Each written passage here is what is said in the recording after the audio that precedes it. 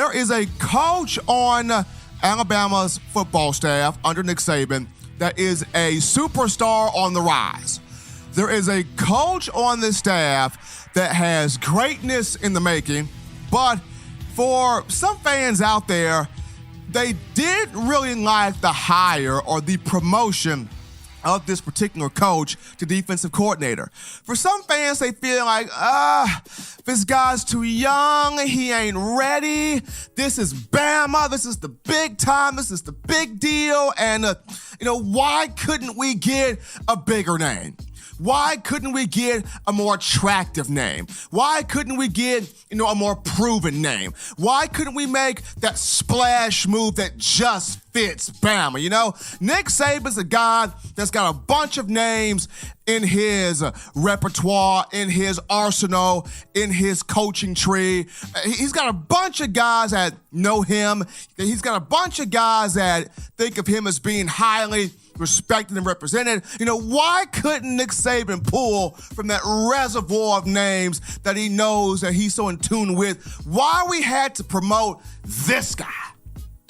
That's what's going through the minds of a lot of Alabama fans. But I'm going to break down to you right now why the coach that was promoted was not only a superstar hire, but this fits right into Nick Saban's wheelhouse. Nick Saban knows what he's got. This was a Nick Saban move. And the coach that I'm referring to is none other than Pete Golding, who has been promoted to primary defensive play caller, defensive coordinator for the upcoming season. Now, a lot of people feel as though this is about to be Taj Lupoi all over again. I'm going to get you to can that conversation right now. Kill it off right now. Here's why. Taj Lupoi, prior to Alabama, had zero, nada, zilch, no coaching, no experience coaching defenses, being a play caller, running defensive schemes as the head coordinator prior to Alabama. He did not. Now, before he came to Alabama, Lupoi was a defensive line coach, position coach at the University of California, Berkeley. And then he goes to the University of Washington, where he is a defensive line coach, again, position coach. When he comes to Alabama, when he arrives at the Capstone on campus in 2014, he is a defensive recruiting intern. He's shuffling paperwork upstairs. He is doing a lot of the in-house recruiting, and he excelled at that to where Nick Saban promotes him to on-field coach with outside linebackers. Does a pretty good job with that to where in 2017, he is the co-defensive coordinator behind Jeremy Pruitt. This past year, he was the main play caller. And because of the fact that when you do not have any prior experience as a DC, as a coordinator, running plays before you get to the biggest program in college football, under the most demanding, strenuous coach in college football, under the most demanding, perfectionist fan base in college football, Alabama, Nick Saban, the Alabama football fans, and you do not have any prior experience, you are wet behind the ears, good luck trying to tackle, trying to handle this beast, this monster. And Taj Lupoi, you saw it this past season. Alabama's defense from start to finish, it was a drop-off from the groups Nick Saban has had in previous years. There was a lack of production. There was a lack of leadership. There was a lack of focus. There was a lack of having that Bama factor. Why Taj Lupoi was not used to doing this. And he was promoted to that spot based on his recruiting acumen. 2017, the guy was National Recruiter of the Year, had a big hand in getting the likes of Tua Tagovailoa, Najee Harris, Jerry Jeudy, Chris Allen, Dylan Moses, all the big-time playmakers in. So Lupoi, great recruiter, strong recruiter, had the wherewithal to get the guys in, But in terms of running a defense, wet behind the ears, and you can't afford to be wet behind the ears coming to the University of Alabama. Just can't have that happen. Which is why when you bring in Pete Golding here, the primary difference, Pete Golding, as opposed to Tosh Lupoi, had 9 years of experience coaching, running, scheming, calling defenses before he got to the Crimson Tide. Though it was on smaller levels than Alabama, it's experience nonetheless, and the grind has groomed him for this moment. From 2007 to 2009, Golding was at Tusculum College, defensive coordinator, defensive back coach. Then from 2010 to 2011, he 2 steps down over to his alma mater of Delta State out of Mississippi as the defensive coordinator and DB coach. Then from 2012 to 2013, he goes to Southeastern Louisiana as the defensive coordinator. From 2014 to 2015, he spends time at Southern Mississippi as a DB coach, and both years combined, the Golden Eagles, 20 interceptions in that secondary, and you had a guy and Carlin Reed who had 26 pass breakups combined within those 2 years, 2014 and 2015. But of course, 2016 and 2017, Golding was at University of Texas San Antonio, who enters its 8th year of existence as a program this upcoming season. It started in 2012, 2016, and 2017, especially that 2017 year, Pete Golding guiding that group defensively to allowing just 17 points per game. The man's got experience. Once again, on a smaller scale, on a smaller level, but the man's got experience. And the one thing about Golding here, Oklahoma wanted him after the college football playoff semifinal match at the Orange Bowl. The Sooners wanted him. They end up settling for Alex Grinch, but they wanted, they went after, they lusted for Pete Golding. Nick Saban keeps Pete Golding around. Doesn't keep Tosh Lupoi around. Has him go ahead on and walk off to the Cleveland Browns. He keeps Pete Golding around. Why? Nick Saban sees something special in Pete. He sees the next superstar defensive coordinator on the rise. When you keep something around, you value that. When you keep something around, you see a lot of potential. He keeps Pete Golding around. See something very special in this young man. And he talked about it at SEC Media Days.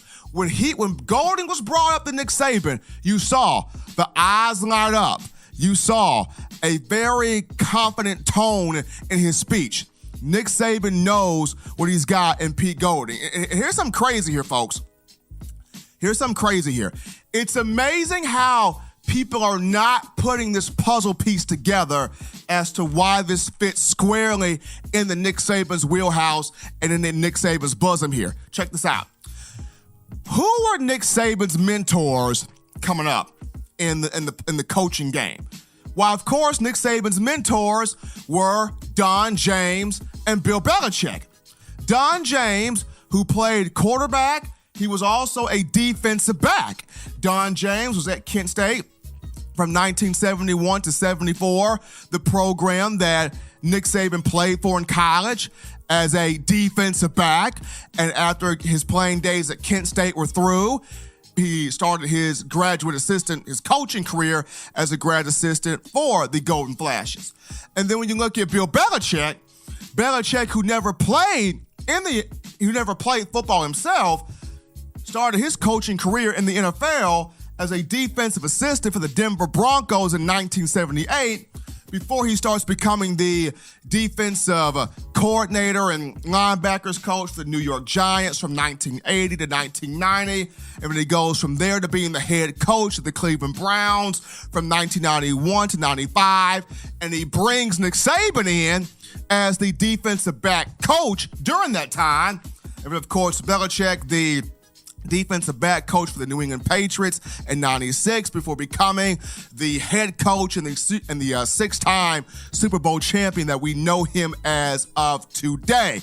But the mentors of Nick Saban, Don James and Bill Belichick, defensive guys with defensive back play in their blood, and Nick Saban, defensive guy, primarily defensive back play in his blood. So now when you look at Nick Saban here, which is the extension of Don James and Belichick, Nick Saban, as he starts his ordeal at Alabama, the two most successful coordinators he has had, Kirby Smart and Jeremy Pruitt, both of those two guys were defensive backs.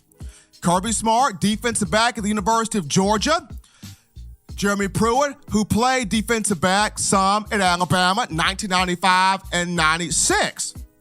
Between the two, you've got 5 national championships. Kirby Smart with 4 as a coordinator, Jeremy Pruitt with 1 as a coordinator in 2017. When you bring in Pete Golding, guess where he played in college? His position in college at Delta State. My God, was a safety. Boom! Defensive back. 2000 to 2005 at Delta State was a safety. Fits right in the Nick Saban bosom. Fits right in the Nick Saban wheelhouse. Fits right in the Nick Saban perspective. Defensive back. Having that knowledge from the back end to control, to line up the guys in the front, the defensive linemen, to line up the guys in the second level, the linebackers. You are patrolling the whole group from the back end. Saban's mentors did it. Saban did it. Pruitt, Kirby Smart did it. And now you bring in the next superstar in Pete Golding that did it. Fits right in to Nick Saban's wheelhouse. And the reason why Nick Saban sees Pete Golding as the next biggest star on the rise, he has coveted Pete Golding with all of his wisdom, with the tenure he has brought on this coaching staff. Sal Sunseri coming in, outside linebackers coach, about to enter his 33rd year of coaching. Brian Baker, of whom you pull over from Mississippi State, he's also got 19 years in the National Football League. He's about to enter his 34th season coaching. Then you look at Charles Kelly. You pull him in off of Jeremy Pruitt's staff at Tennessee, a native of Ozark, Alabama. He's about to enter his 29th season coaching. Nick Saban is cultivating Pete Golding. Why? He sees a superstar. He sees greatness in the making. So he is coveting him with all of his wisdom, all of his tenure, all of his experience on the coaching staff to grow him. That's why he's doing it, because he sees a superstar in Pete Golding. Last but not least, as to why this move works for Alabama, I got some time, spent a lot of time with Dylan Moses, Alabama inside linebacker at SEC Media Days. Really proud of Dylan. Spoke well, really represented the University of Alabama well, signed every piece of paper he could in autograph form for fans, whether it was papers, helmets, footballs, took pictures with everybody. Naturally an introvert, but very proud of him being able to step out and kind of, embrace this role of him being the leader and him being the captain and whatnot. But in my speaking with Moses, I brought up Pete Golding. Dylan Moses said, Coach Golding, perfectionist. Coach Golding, nitpicker. What do those qualities remind you of? Nick Saban, perfectionist. Nick Saban, nitpicker. Nick Saban was so hard on guys like Eddie Jackson. Eddie, get it right. He was so hard on guys like Minka Fitzpatrick. Minka, get it right.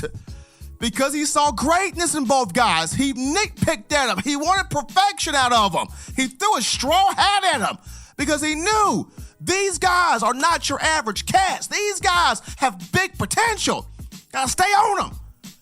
Why do you think he's about to stay on Patrick Sartin II. He sees big potential in Sartin. Nitpicker, perfectionist. Dylan Moses says these same types of qualities are in Pete Golding.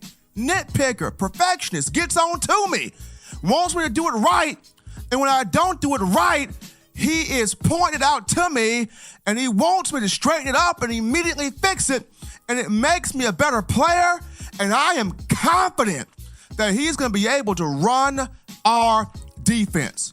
Dylan Moses, very high on Pete Golding. Both guys speak the same language because both guys hail from the same state. These are both Louisiana guys. Dylan Moses from Baton Rouge, Pete Golding from Hammond, Louisiana, 45 minutes apart. When you got the captain of your defense, an inside linebacker, and your defensive play caller, and inside linebackers coach on the same page, folks, get ready. Pete Golding and Dylan Moses are on the same page. They are speaking the same language. This is a superstar on the rise. He's being coveted. He's being cultivated by having all of these tenured coaches put around him because they know they got something big in Golding, and they want to make sure they're getting him groomed, they're getting him ready, they're getting him prepared. He's got experience already coming in. This is about to be big for Alabama football. Pete Golding, star on the rise, folks. Watch it. It's about to happen. Takes us to our second break here. Ladies and gentlemen, don't touch that dial. Still getting your chest warm here with information. When we get back, topic number 3. I've been high on Mac Jones all offseason. It's been for a reason. Got a chance to ask Nick Saban the first question at Media Days about him. On the other side of the break, we discuss Mac Jones and why even with Jalen Hurts in Oklahoma, Crimson Tide at backup quarterback behind Tua Tagovailoa, still in great hands. Don't touch that dial, folks. It's in my own words.